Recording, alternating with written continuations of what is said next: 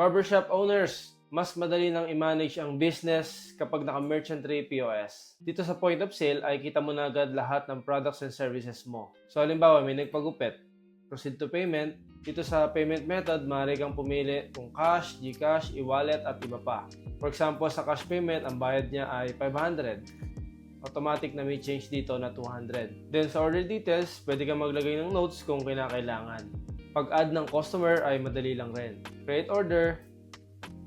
Yun, ganun lang kadali. Kung ongoing yung service, pwede naman pay later yung gamitin mo. Click mo lang to, pay later. Select mo yung customer, save order. Okay? Dito naman sa sales orders ay makikita mo ang lahat ng transaction mo. Kung kailangan i-filter ang lahat ng ongoing o unpaid status, click mo lang tong filter. Unpaid, apply.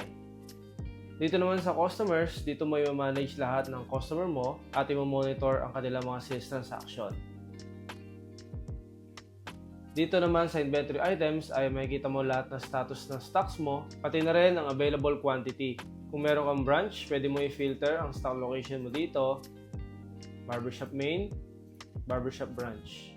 Real time mo rin makikita ang performance ng barbershop mo. Kita mo rito ang gross sales, net sales at iba pa. Kita mo ang breakdown, sales by payment method, sales by category, gross sales breakdown at ang expenses ng business mo. Okay guys, ganun lang kadali gamitin ang Merchantry POS. Ang Merchantry ay pwede mong i-download sa Google Play Store or sa App Store. Pwede mong gamitin sa mobile, sa tablet, sa laptop, sa desktop at iba't ibang mga browser. At kung may tanong ka, pwede ka mag-message sa amin sa Merchantry Facebook page. Salamat!